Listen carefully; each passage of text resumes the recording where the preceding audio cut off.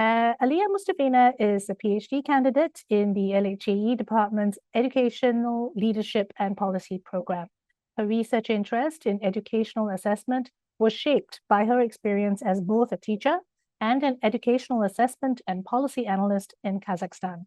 She served as an expert for the National Commission for Student Assessment and Scholarships Abroad, Bolashak, and co-authored a best-selling IELTS preparation book.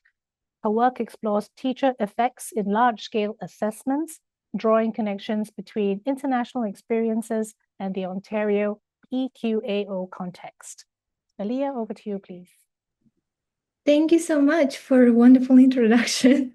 So yes, my research is on teachers' effect on students' academic performance in EQAO. You might have a question, what is EQAO? So when I just came to Canada, I began exploring assessment here, and one particular time stood out to me. It was the 1990s when Ontario faced one of the most serious economic recessions, and which surprisingly raised concerns among your parents here about the quality of education and whether their children were being adequately prepared for the future.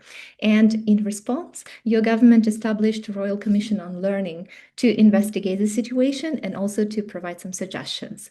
And one of the main recommendations of this commission was to introduce province-wide large-scale assessment of literacy and numeracy to monitor the situation, to provide public accountability, and also to inform teaching practices.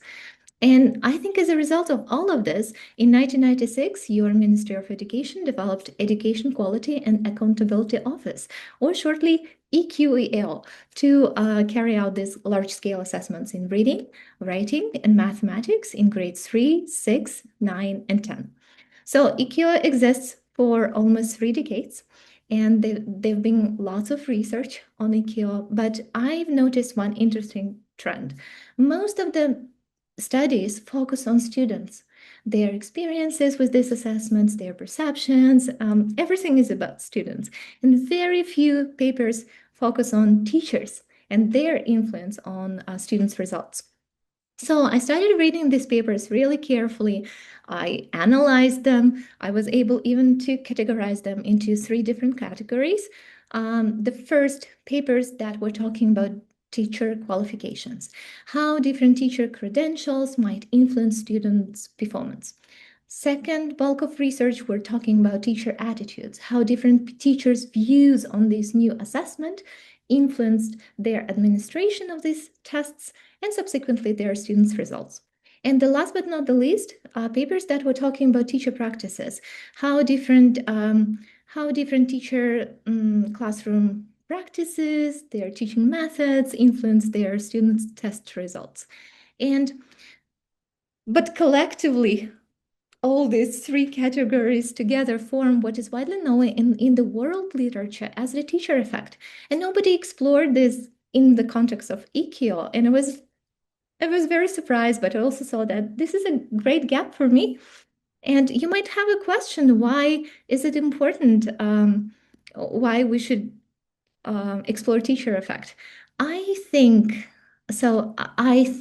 that maybe it is important because if we look at these categories separately, we have a very fragmented understanding of teacher effect. But if we are able to see the full picture, then maybe we will be able to help our teachers to maximize their effects and to help them to influence their student learning more effectively. So I decided to conduct quantitative, non-experimental, correlational approach to examine teacher effect on grade 3 mathematics, EQAO. My decision to focus on grade 3 math is primarily informed by the existing literature, which suggests that teacher effects are more prominent in mathematics in the very early stages, because unlike literacy, which Fiona said, can develop outside the school context. For example, if parents are reading with you, mathematical skills, mathematics is primarily in elementary school is primarily learned from teachers. So teachers therefore have a very substantial influence on their students' mathematical success. So I am using a theory-driven judgment to classify EQAO teacher questionnaire items into these three categories. And then I examine the relationships between this teacher effect and student outcomes using three different types of analysis. I'm not going to explain each analysis, but I really wanted to show you that my analysis, these figures visually represent the deepening and narrowing of my analysis. So you might be sure that my results are pretty robust. About the results. So the teacher effect model, which integrated qualifications, attitudes, and practices together, showed the strongest explanator power. So my hypothesis was right. Teacher effect is best understood as a combination of all three.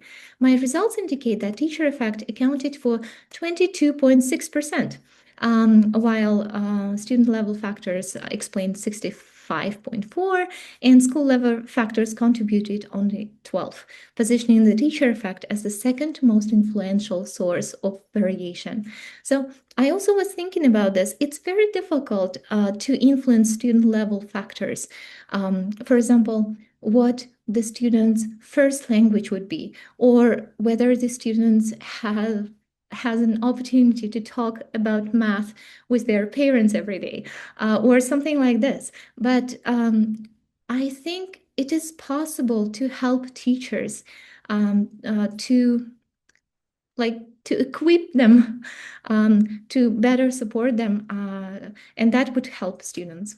So within each category, for example, within the qualifications category, teacher experience emerged as the strongest predictor of student success. So I saw that this is a great indicator that Ontario should invest in teacher retention policies. And also, we need to retain as many experienced teachers as possible. And also, maybe it is a good idea to find some ways for even novice teachers to gain this experience.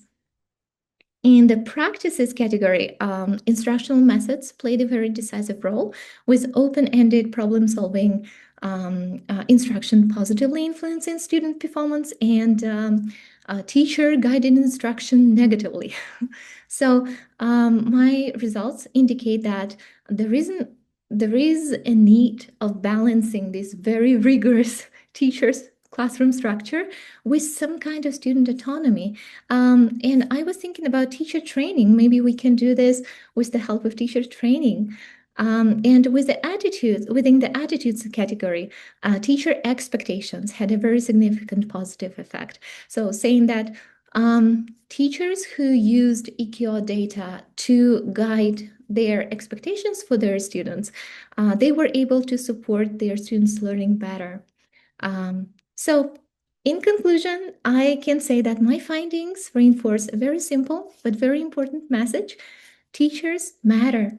And they also highlight the value of sustained investment in teacher retention, teacher support, professional development, while also emphasizing the importance of helping our teachers to use EQAO data diagnostically to improve their students' results. And beyond these practical implications, my study also contributes to research by strengthening the multidimensional understanding of teacher effect as a combination of qualifications, attitudes, and practices, but also by introducing one of the first comparative models of isolated versus integrated teacher effects in large-scale Canadian assessment research. So if you have questions, you're more than welcome to type them in the chat, and thank you for your attention. Thank you so much, Aliya. And just a reminder to our attendees, please type your questions into the Q&A. If that is not convenient, let us know and we will unmute you as well. But Latifa has a question. Go ahead, Oh, please. yes, I do. Thank you, Aliya, for this amazing presentation. I am curious about the teacher's math test. Did you come across that? Did you talk about that in your research? What do you think? Yeah, the only thing that I I was able to investigate was that because like elementary school is so general. They don't really use math teachers there, so it can they Um, mostly like general educators who can teach different subjects, and the majority of teachers who teach mathematics in Ontario, at least here, uh, do not have any specific math education.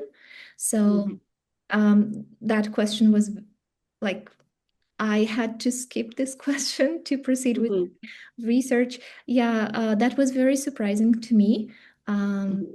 but also that raised the question why people who studied math do not want to contribute to the early elementary school students, do not go That's to an the interesting elementary schools. finding. Yeah, that was very interesting for me too. Yeah, but yeah, that would be very interesting to explore. I would expect at least 20% of teachers having math education, but Mhm. yeah, it's so general here in Ontario. So you can be a teacher of languages and can still teach math to students. So Yeah, it's a little bit different.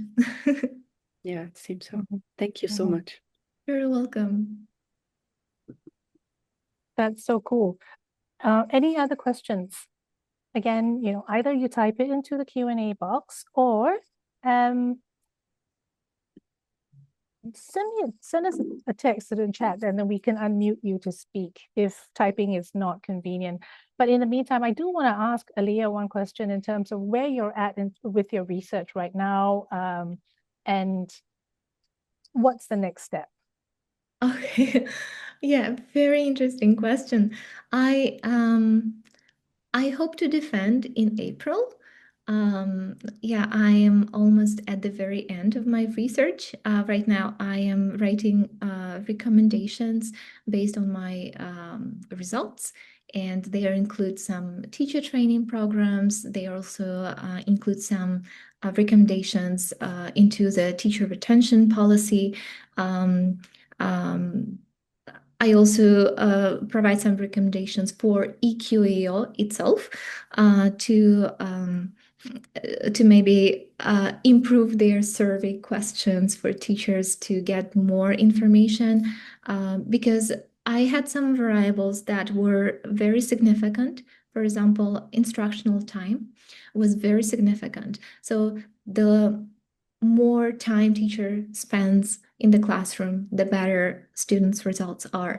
But I was not sure whether this timing is in the teacher's control, or Mhm. whether it is like school-based decision, Policy. a policy. Yeah, I was not, so I had to exclude these significant variables from my research because Okay. I was not really sure about um, um, what is the power of teachers in these instructional times. So I'm suggesting some more specific questions for EQO to ask teachers about their instructional time. For example, how much time do they spend for classroom matters? How much time they spend for non-mathematical questions? Right. How much time they spend on the content itself for practice or something like this, like division of this time into different categories that are within the teacher control would help us understand teacher influence better. So something like this. I'm still writing. I'm still looking for suggestions. So yeah, if anyone has more questions or has any kind of suggestions for me for my research, for my recommendations, please email me at any time. I'm available. Thank you very much, and all the best with writing up your dissertation.